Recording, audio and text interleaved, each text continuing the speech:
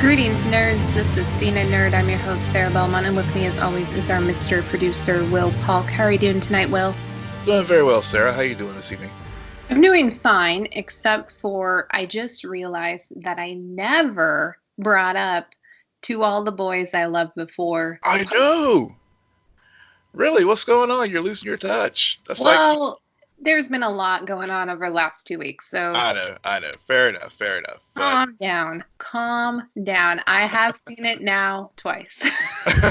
Only 2 times? Huh. Only 2 times.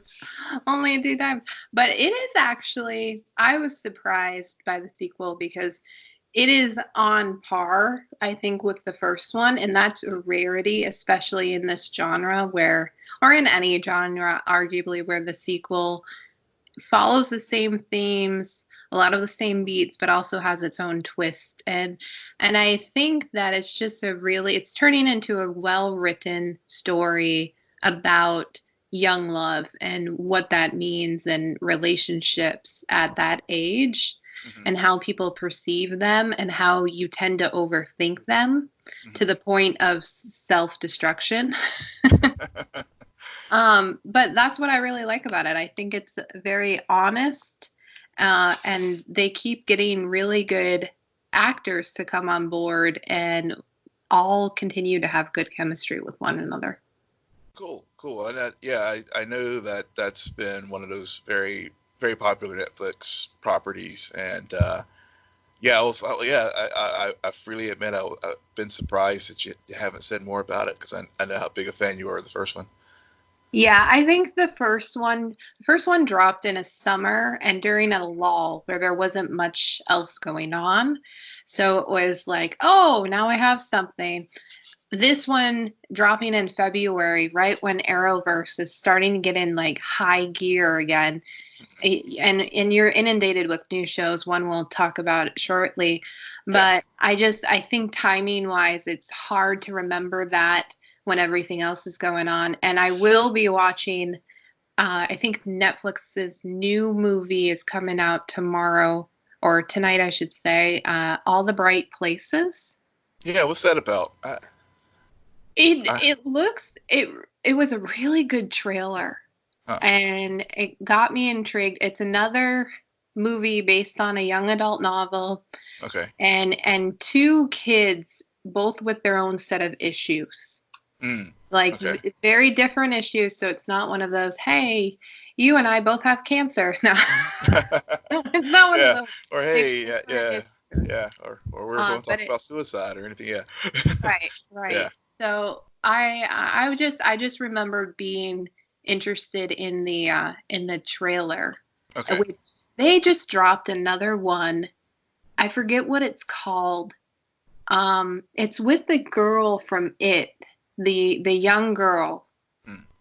I don't know what it's called. I'm sure a lot of people listening to us right now is like, it's called this, Sarah. You can't remember. Yeah. I'll send you a link, Will, because it's something where the more you watch of the trailer, the more intrigued you're like, wait, what's happening? What? Yeah. Send it my way, and I'll also make sure I post it on our Twitter and Facebook feeds as well. Speaking of Netflix, one of the things I saw what they're doing, because you make a very good point as far as how they're dropping these programs and stuff. I saw where they're actually going to be doing, top 10 most watched suggestions. Mm-hmm. So you'll be able to keep track of all the content that they're bringing in, what's this pretty popular content on the platform. Because you're right. I mean, there's just so many things that they release, and it does get kind of lost in all the shuffle with so many other things on other platforms. Yep, including Elite season 3 in 2 weeks. I think that's a quick turnaround for a season. Yeah. I'm so excited. It's like DC Universe with Harley Quinn too, where they're doing a quick turnaround for season 2. Yeah. So speaking of trailers, Candyman. So we were talking during pre-show. I've only watched up until the point where the kids started saying the name in front of the mirror for self-preservation reasons. Will, why don't you give us your thoughts on the trailer? I love the trailer. As I was telling you during pre-show, I did watch the original with Tony Todd I didn't see Candyman 2 or but as far as that original franchise, but I did watch the first one, and so of course this was reboot present day. Jordan Peele's behind it, who's basically becoming like the African American Wes Craven as far as horror films when you think about Get Out and Us. And so so he's taken on this particular story and actually has Yahya Abdul Mateen from Watchmen and Aquaman in this. It looks like he's all that. Yeah, that guy is popping. Yeah, he's like definitely hot property right now as far as as far as getting cast and stuff. So so it's pretty much an update of the original story. It takes place in Chicago. Takes place in the same the original Cabri Green projects that were subject at the original. They've been torn down now, but it's still based in that neighborhood. So just the visuals. I mean, I got the original vibes. I mean, gore, scary, make you jump out of your seat. So I'm going to check. I think I'm going to check this out. I think it's looks like it's going to be very scary, very seeing Tony Todd back as Candyman, and also this with the Jordan Peele again. He's just been very solid with what he's been doing lately. So it has all the good things in place for it to be a very entertaining film. Yeah. And the name of the show that I was thinking about is I'm Not Okay With This. Yes, I've heard of that one. Yes, I did. I have heard of that one. Yep. And even the pieces that I did see of Candyman, I felt I got such an It vibe, and I really like where I think it did it right. And I'm talking as if I watched those movies. I did not watch those movies. I just know a lot about them because I'm weird like that. And the fact of the matter is they took the story and elevated the material, even though it's been done before. And from what I see, that's what they're doing in this instance. And Jordan Peele you're spot on with that comparison to Wes Craven with everything he's currently been doing. And he's really good at bringing to light themes beyond just the horror aspect of it. Yeah. That's the, what do we call that? That is the explosion, for a lot of the movies we cover on this show, we talk about comic book movies and the spectacle of it all, and that in horror, that's what it is, the villain, the creature, that jump scare that you get. But with Jordan Peele knows that there's a psychology to it that if you don't explore and if you don't make it smart, then the viewers are going to check out, or the viewers are just going to turn it off. Right. And I think that's some of the themes I noticed that in the trailer. It's like, okay, those grounded in realism themes as far as gentrification in Chicago and those old housing project areas. So, so that's those themes that you talk about, and then of course you factor in the supernatural to it, and it definitely just makes it much more deeper film. I mean, that's why I just love Get Out, because it was just taking on all those themes and put it in a horror movie context. Right. Speaking, it's similar to the show Hunters. So I did check out the first episode of the season. Good. And I don't know, we haven't talked about it yet. I stopped watching.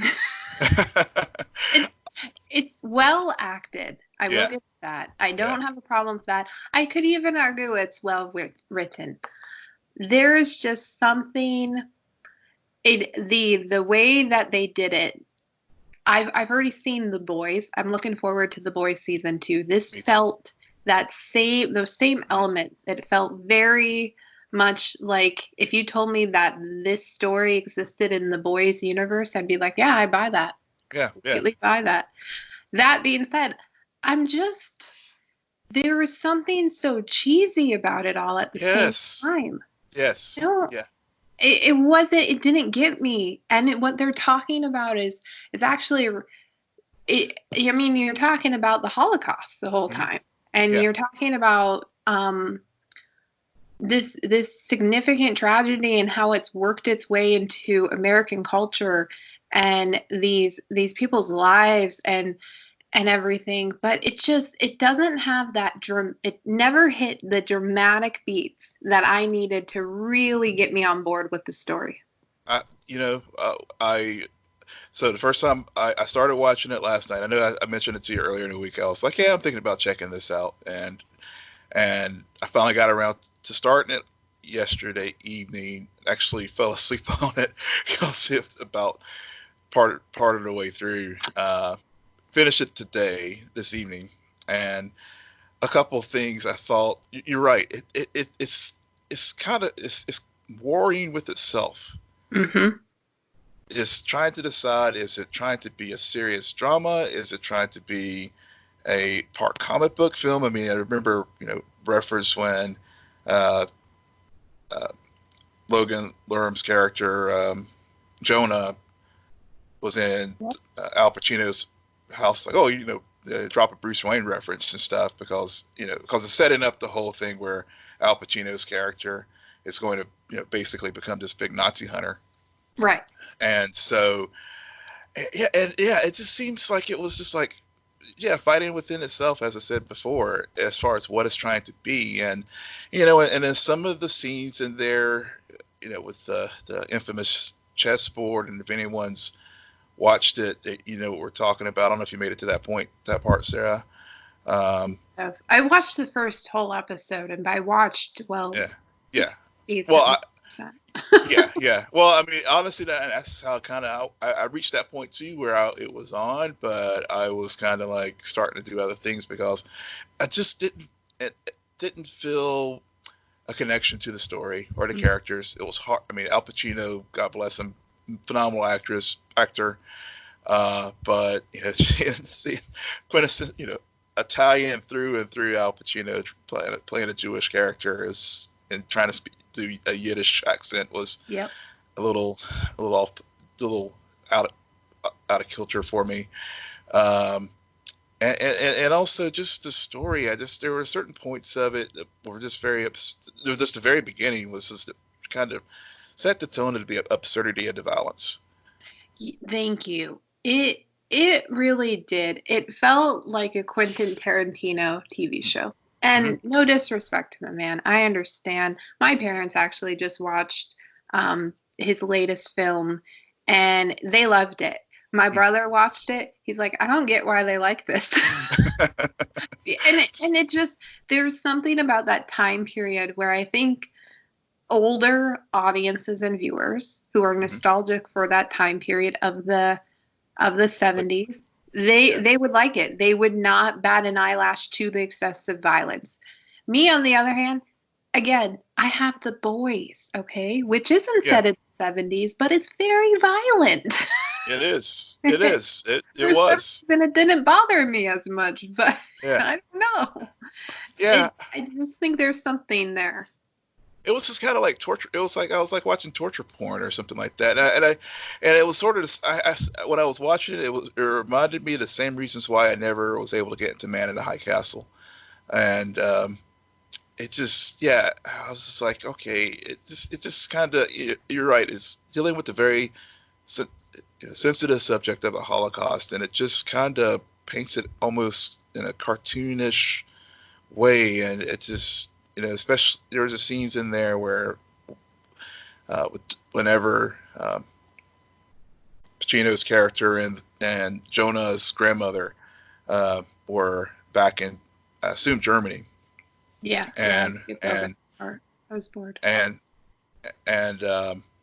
when the Nazis were pulling them out of their homes and stuff and everything, and I mean that scene did have some depth and to it, and did convey the what did happen historically, but then when you surround it with everything else that's going on in this show, and Jonah, the teenager who is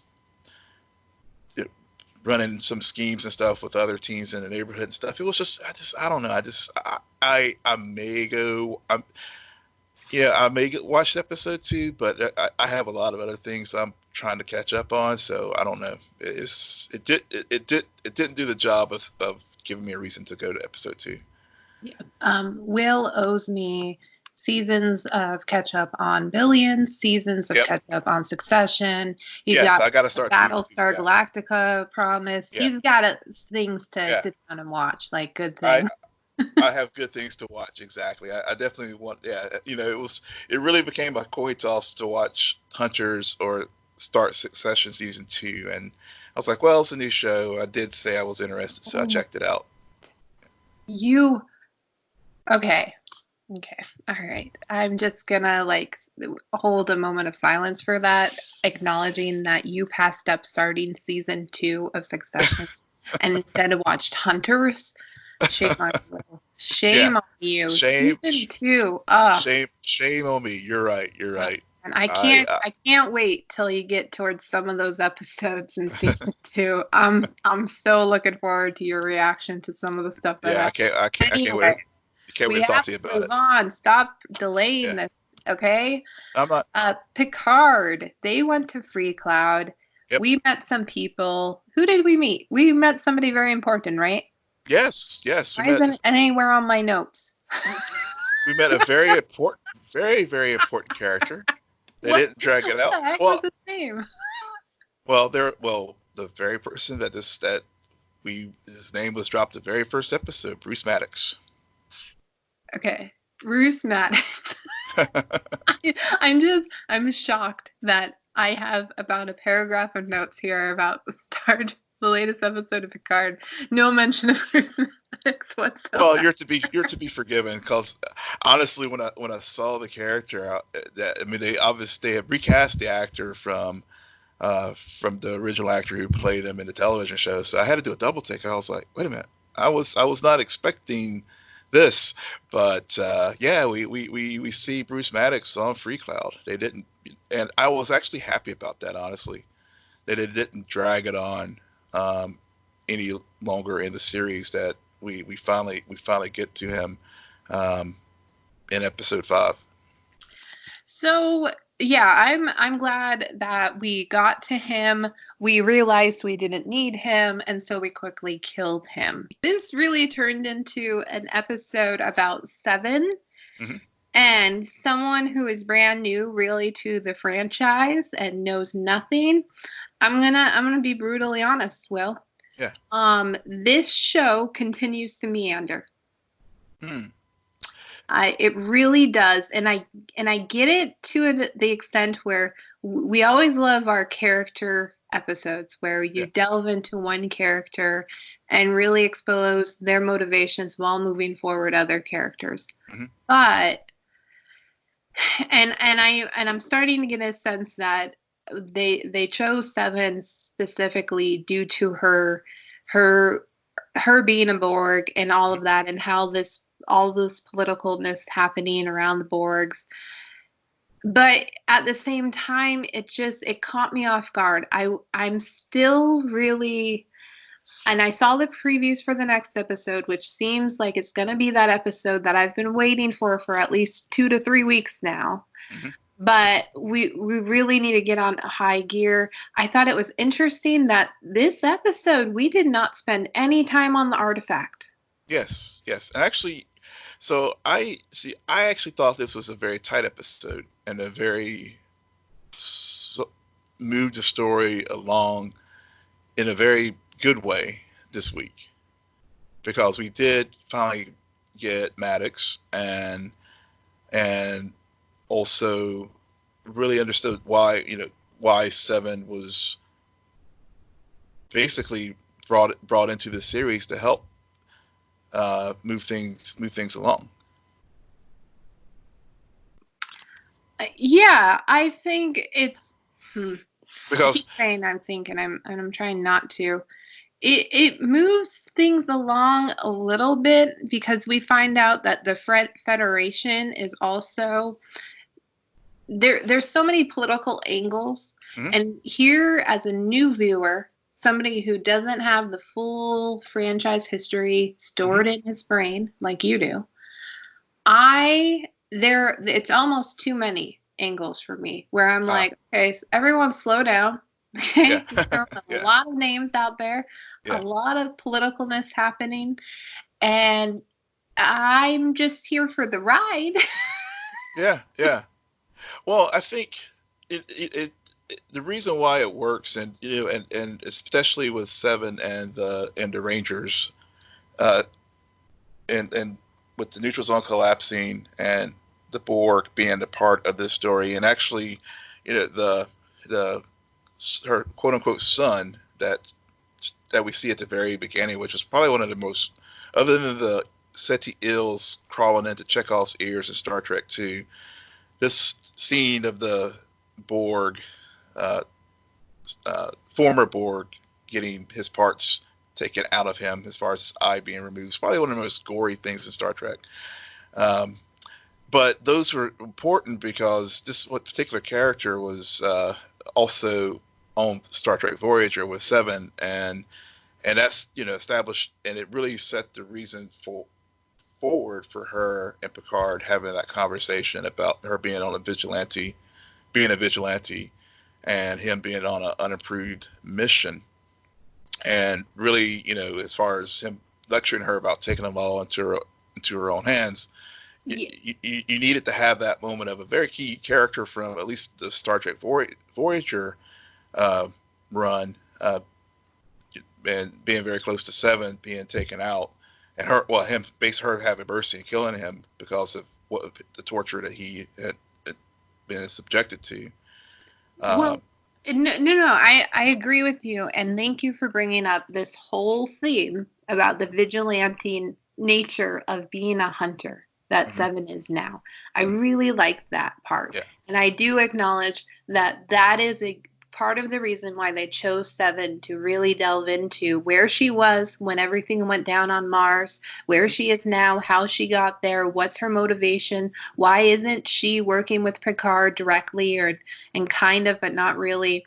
And this also, this kind of tension between them because they went their own separate ways, and yet they're finding themselves on very similar paths. And I kept remembering something you said in a previous discussion about Picard, Will.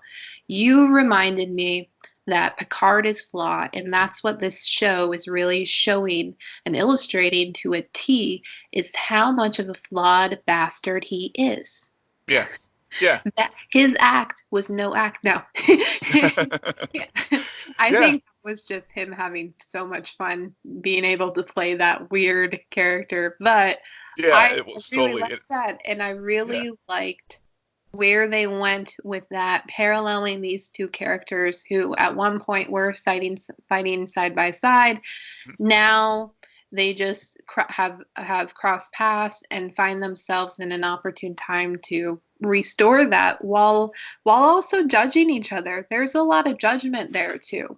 Yeah, and also both of them, and another line that really stuck out to me with Picard and Seven's interactions is they're both have been separated from the collective, and it's because Picard, even though Seven was taken as a child and grew up as a Borg, Picard was briefly assimilated into collective during the Next Generation.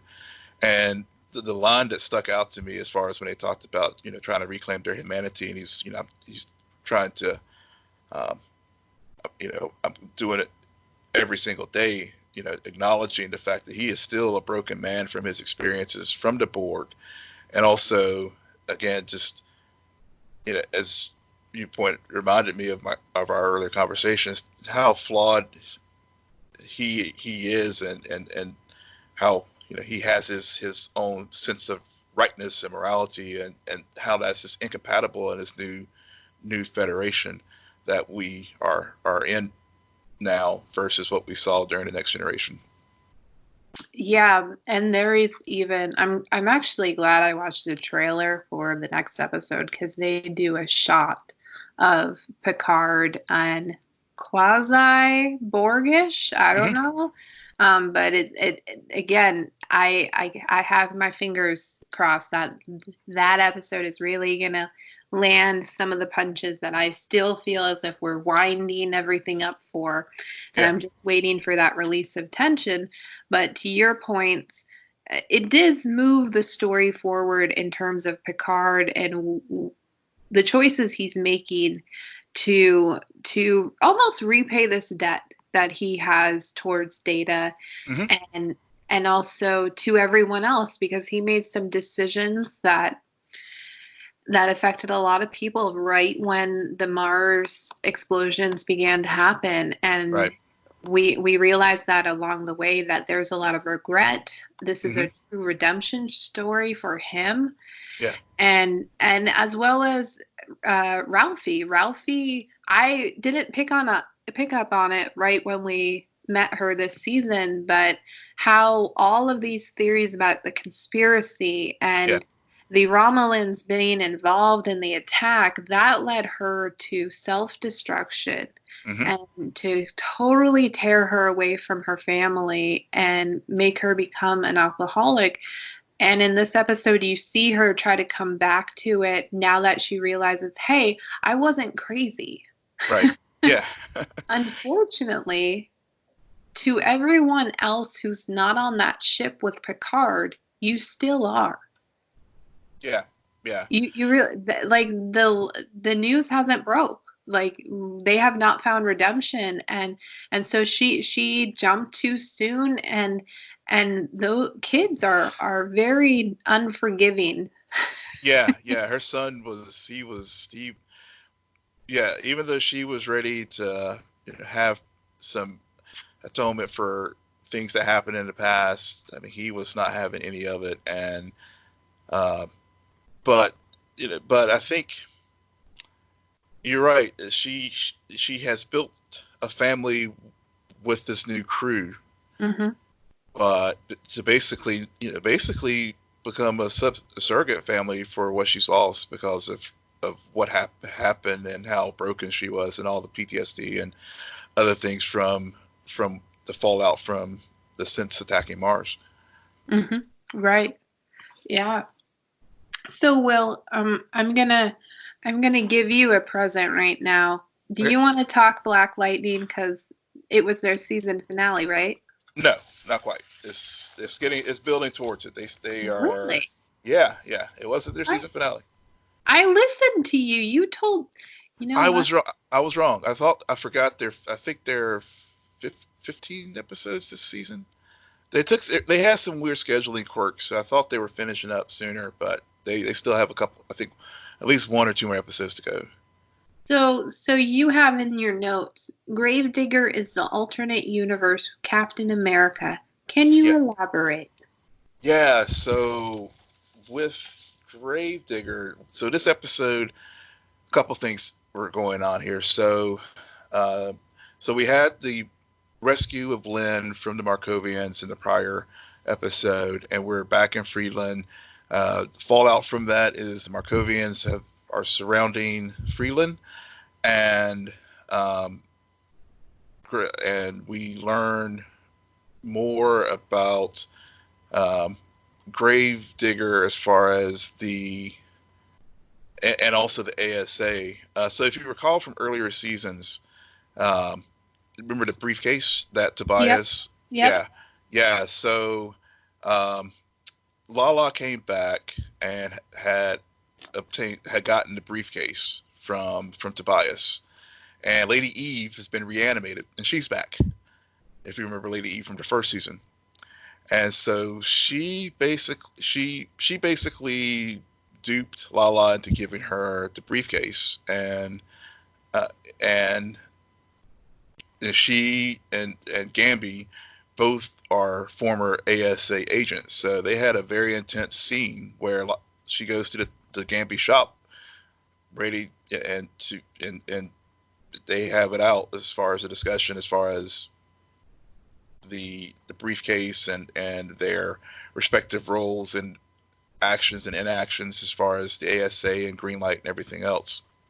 So ultimately, she gives Gamby the briefcase, and Gambi uses TC, one of the outsiders, to open up the briefcase, and we find out that it has all the DNA and all the metas that the ASA and the Markovians have created.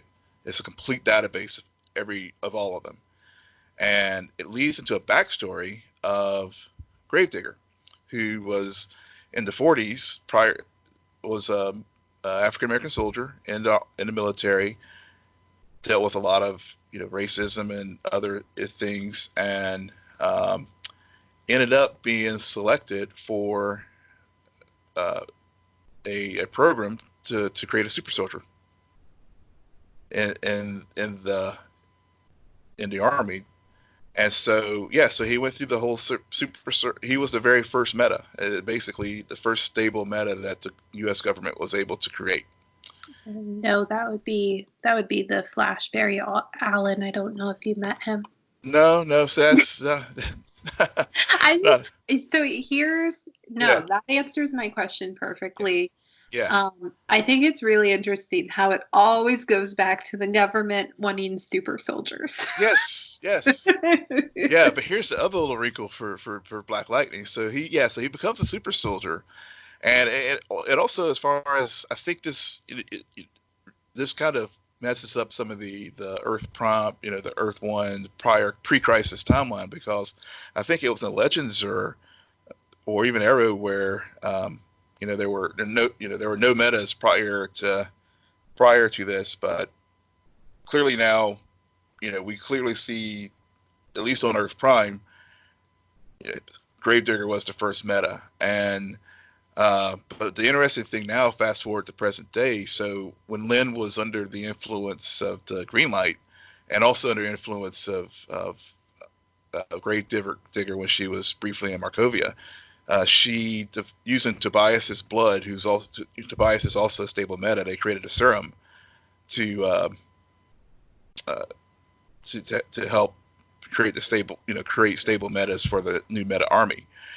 And so as part of that, I think when they rescued her, Jen had discovered abilities and Lady Jace discovered abilities to be able to get other people's powers. Uh-huh. So at the end of the episode this week, after they had the whole exposition from Gambi about how Gravedigger was created, they go back to Markovia, and he is injected with the serum, and he's able to absorb other meta's powers. So, of course, the preview for next week's Black Lightning is, he's basically going to, temporarily absorb other people's abilities, and can obviously is going to use them against Jefferson. So that's sort of setting up for the final 3 episodes of the season. Okay, all right. I mean, the only other thing I had to say about Black Lightning, it was a nice little family moment with Pierce just all finally sitting down to dinner, and they all have a nice moment of reconciliation. Good. That sounds like the Black Lightning show I used to watch. Yep. Family, which actually makes me think about the Supergirl just aired their 100th episode, which was very weird for me to realize. Yeah. Because it still feels like such a new show. There's something about Supergirl where I just can't get over that they are in their 5th season. Yeah. It's I was just thinking about that too. Is that because it started out actually on CBS, mm-hmm. at their first season, and of course was canceled there, but given a new life on the CW, and it's just amazing. You're right that they are already at 5 seasons, 100 episodes. It really is something that hats off to them for making it that far. I'm okay with this episode. I will say that. It's not good. It's not bad. It is what it is. It's a super life. Very to the point, honest. They use that mechanism and that framework of, if only I could change this, what would our life be? To really go back, remember some of the crucial moments. And I will tell you, it was shocking how many, because you know me, sometimes I'm like, who was that? What was that? Pretty much all of the characters, I was like, oh yeah, Yeah. They should go back to that moment. And some of the moments that it even chose, I was like, yep, that's the moment where she did Lena wrong or could have Yep. been a missed opportunity. And I also, what she says to Lena at the end of the episode was a relief, I think, Hmm. for all of the viewers, because Yes. Kara truly learned her lesson through this whole thing. That, you know what, you shouldn't have lied to her, no, and you own that. But at the end of the day, Lena is an adult, and her reaction, she needs to get over it and move on, or she will become that villain that she never wanted to be. Yep. So she's an adult. She has to own her actions moving forward. And that was a really powerful moment. So I'm like, yeah, this was 100th episode of a season where you do the flashbacks, you try to progress stories you already have going on, and I also appreciate that this was just about that friendship, because that's one of the through lines that they have had on this show since arguably the first season. Yeah. Yeah. 100% agree with you as far as what Kara said, and it felt for me as a viewer, it felt like all the all the things that everyone has been saying about Kara, Lena, and it was like the writers and the producers are like, all right, fans, we get it. Yep. And we are going to finally, once and for all, put this issue to rest. And Kara's delivering that line at the end of the episode definitely made that happen. And now I'm actually like, okay, now since we've established this, I'm kind of looking forward to seeing how they move forward storytelling wise with this new understanding between the two characters. Yeah, it really does make you wonder what Lena's next move is and where she's going to go now that she's basically been told, it's, you know what, I made my decisions and now you're responsible for the decisions you make in response. So Yeah, choose your own path, become a exactly. villain, or remain my friend and continue striving to become a hero. So I like that. And I mean, you can't go wrong when you bring back Lockwood. Exactly. I was just about. I'm glad you brought that up. That was my. Yeah. He Yeah. continues to be top tier baddie for me, which is shocking considering the Flash episode we got this week. Will. Yeah. So I was spoiled by this episode. On Tuesday night, a lot of clips were dropping on YouTube, and I was on YouTube because I was trying to stay off Twitter, and some of the images and some of the clips, I didn't click on any of them, but I was like, oh, yep, Will was right, and blah, blah, blah. So,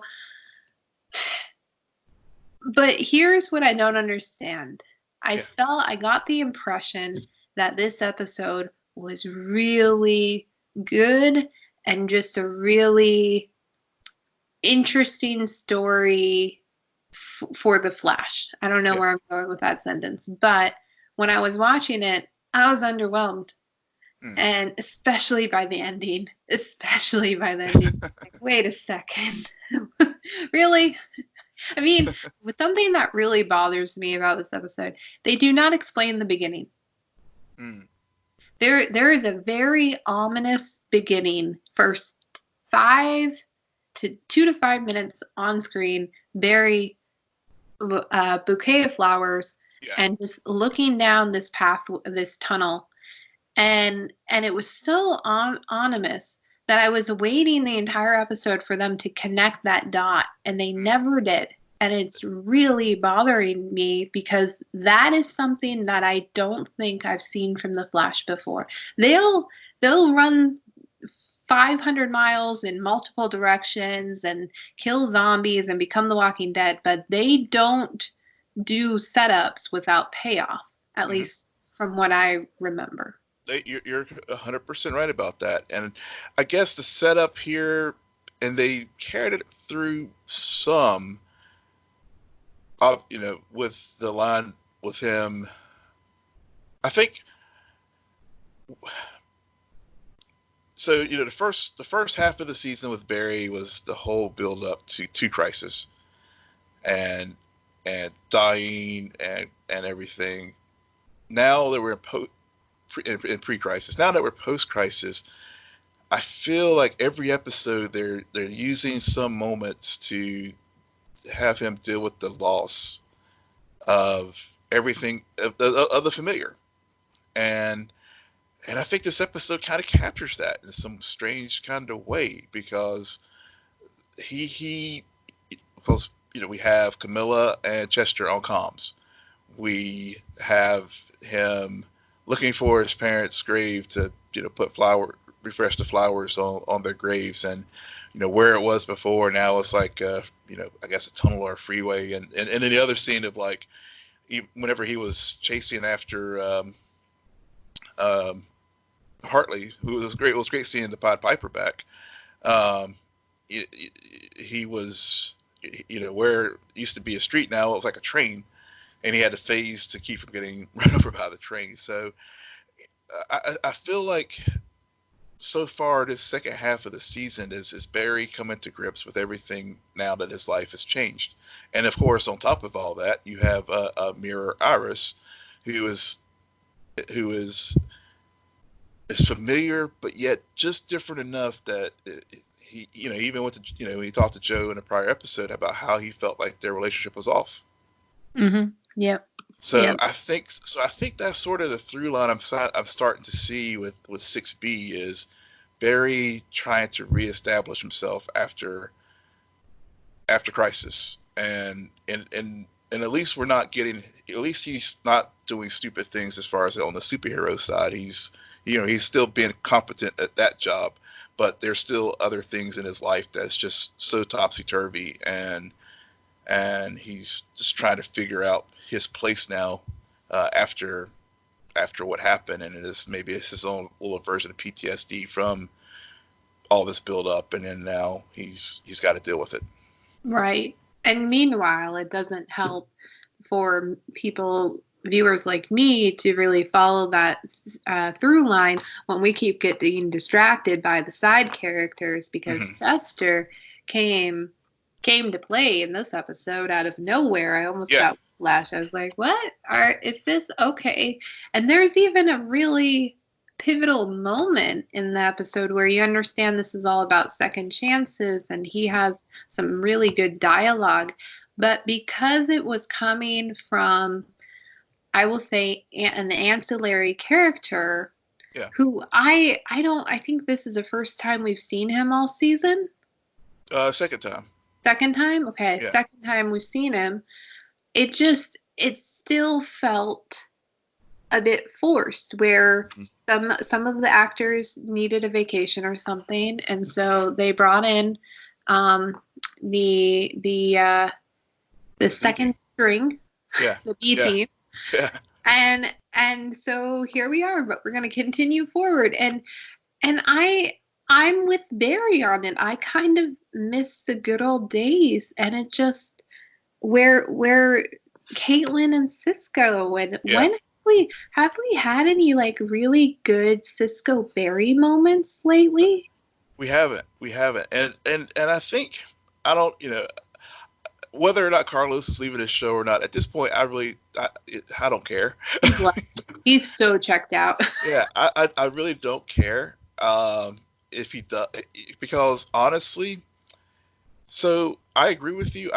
When I first started watching the episode with Chuck, Chester. I mean, Chunk is the character. I mean, that's who he's based off of the comic book. I felt the same way, and I felt like Barry. But at the same time, now I'm feeling like, it brought a different energy to the show this week, and actually it was a good energy, even though I'm still kind of frustrated with how they basically now use Frost. And I know Danielle's pregnant, and they got to work around that as far as she can't really do as many action scenes and stuff now. But Frost, even prior to that, it seemed that Frost has become like to go back to Star Trek Picard and whatever, our Counselor Troy, as far as the sounding board for everyone's emotional or issue of the day. That people use her as a sounding board for stuff.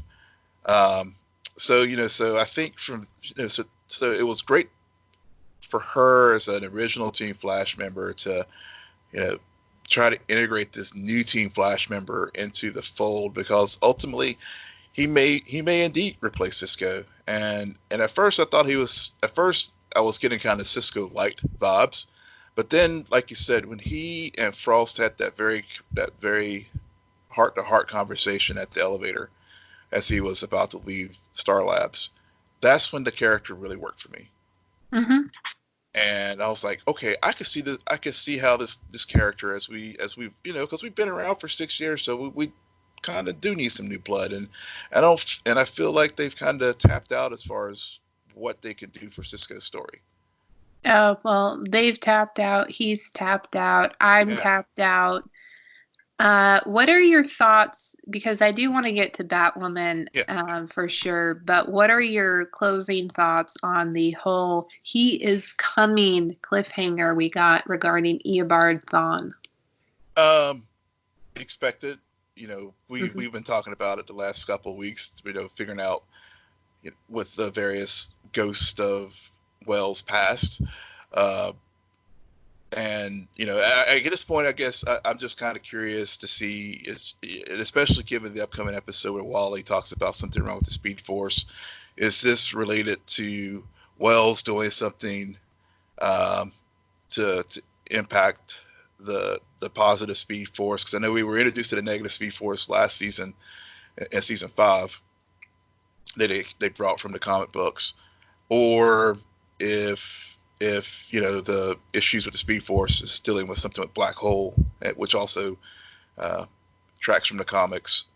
But the Wells story, the Thawne, I think at this point I'm just kind of curious to see how he manages to survive Crisis. I think has something to do with some kind of pocket dimension, whether it's the Speed Force or something else. But that's how he's back, and how basically why Nash is the one who is having all these visions. Is it guilt? Is it some technobabble kind of frequency thing that basically through Nash, Thawne was able to survive Crisis. So they'll have some kind of technobabble way as far as explaining it to come back. But but given that Barry is feeling all the feelings of loss and or not loss, but loss and trying to find his place post Crisis, having a familiar villain like Thawne coming back will help maybe get him back into like, okay, I gotta get my mind right and deal with this new crisis with Thawne. Because at the end of the day, I mean, those two are always, Flash and Reverse Flash are at the core. The Superman, Lex Luthor, Batman, Joker. You're killing me, Will. Yeah. So come on, you had 1 minute. We get it. We know who they are. We understand the parallels. Who cares? Yeah. No, exactly. I get it. It is what it is. They're always going to be in existence on Earth Prime or whatever. And FYI, the Arrowverse writers don't care a lot about timelines. That's been made evident with everything that's happened since post-crisis. Yep. Batwoman. So, not a bad episode. Not a great episode. Mm-hmm. I do appreciate, though, that they are... they had such a string of episodes that were building on top of each other and really bringing Kate and Alice to a head, and the decision that Kate made in the previous episode, they had to resolve it. And I thought it was a smart way with Nocturna. Mm-hmm. Even though she's a throwaway villain of the week, she was still used in a way to continue to make each character, whether it's Kate, whether it's Alice, or whether it's Mary, really understand all of the consequences of what happened last week, and resolve their guilt and move forward based on and say, you know what, I'm not sorry for doing what I did. You drove me to that point, and you are continuing to drive home that point. I mean, Alice really did put Mary in danger, and she will always look out for number one. Maybe Kate even above her. We don't know. Maybe that'll be the true test come later on this season. But this is a fine episode, and I also continue to like what they're doing with Luke. He had some good banter, and it's interesting. I think I called it before Crisis that eventually Luke and Mary are going to hook up, and I still stand by that. I think you're onto something there. They were definitely showing those vibes this episode for sure. Oh, now I remember. So this episode, I kid you not, I wrote a quarter of the way through, why does Mary still not know Kate is Batwoman? I was watching, and they made it very, I think the writers, and this is, again, hats off to them. I really like how they almost laid it overly thick. Like, are you serious, Mary? You haven't figured this out yet? Yeah. And you're pretty much a part of the crew? Like, what are you doing? Yeah. You're okay that Beth basically came from another universe, and you don't think that there's any chance Kate is Batwoman? Yeah, it's just like right in front. Yeah, every episode is like right in front of you, and yeah. I'm glad that they did not drag this out, and as far as her figuring it out, because I mean, they didn't even make it that big of a deal in the way where her not knowing did not drive everyone crazy. It was only up until the last 2 to 3 episodes where I'm starting to get, okay, so when is Mary going to be on the team? When is she going to be in the know? What are they going to do this stupid, you lied to me for so long, which they could still do. We haven't seen next week's episode. Right. I don't think they will, given the state of this writing so far, but I think it was very clever to have that happen at the end of this episode, because we were all thinking it. Yeah, we all were, and I'm glad they did do it this episode, because I mean, how after with the whole blood draw earlier and finding the ketamine in there and stuff, it's like, okay, if you don't figure it out now, then I'm done. I'm leaving you, because that would have just been, just wrong to like just drag it out just for dragging it out's sake. They don't make these characters dumb. They don't dumb it down. These are three-dimensional characters. They are very three-dimensional characters. And that was one of the things I did like, speaking of not making these characters dumb, seeing Kate's growth as a detective. Because when she figured out where Mary was taken by Nocturna, as far as just, looking at the way the ropes were tied and stuff, in the episode. So those are those nice touches that really flashes these characters out, not only as far as the 3 dimensions, but also just makes them more believable as a superhero. That she is, as she comes into her own as far as Batwoman. But one design flaw with the suit that I noticed, that they've made some subtle changes to the suit at the neckline. And I was like, man, this is a very vulnerable place for Kate now, where she doesn't have any armor. So, and Nocturna took advantage of it this week. I did not notice that. I don't pay attention to the fashion on this show. Will, maybe you can do that next week for us. Give a little rundown on it. I'm sure you got some thoughts about Lucius's glow in the dark. I love. Where can I get that tie? Where can I get that tie? Yeah. Will's next Halloween costume, Lucius. Yep. Totally. Oh man, no. Again, solid episode. Very similar, arguably, speech is done at the end of both this episode and Supergirl. Yeah, definitely. And again, I got more of a gut punch from Supergirl because it was such a climactic moment for that show and something that's been carrying on for multiple seasons. But in this episode, this is their first season. Yeah. And they are still able to take this relationship between these sisters, hone into it, come up with believable ways where Kate gets her back up against, like, finds herself in a rock and a hard place, make choices, and then have to deal with the consequences. And you know what? This episode did not have their new villain, so maybe that's why I also like this episode. Well, there was that too. I mean, Alice was looking for Mouse, and but the new villain was Dr. Mouse's, Campbell. I can't remember his actual name, but right now, Mouse's dad. He was a presence, and also, I have a feeling that we've been seeing these Kate and Alice team ups because of circumstances forcing them together. So, but given Alice's makeup, she's already feeling beat down and stuff emotionally from Kate's choice, and we see how dangerous Alice is when she feels emotionally wounded and vulnerable. So that that is another way I like the way they've deepened the complicated relationship between the two characters.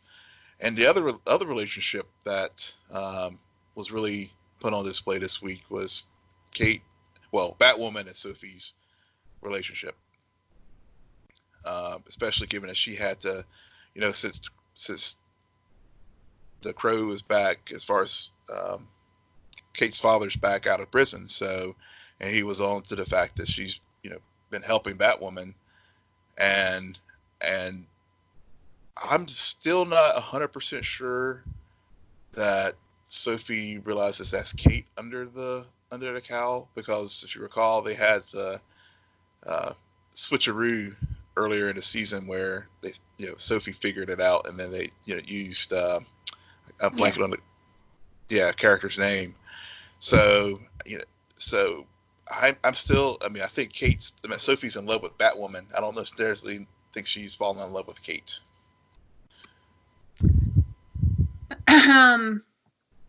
Yeah, sure.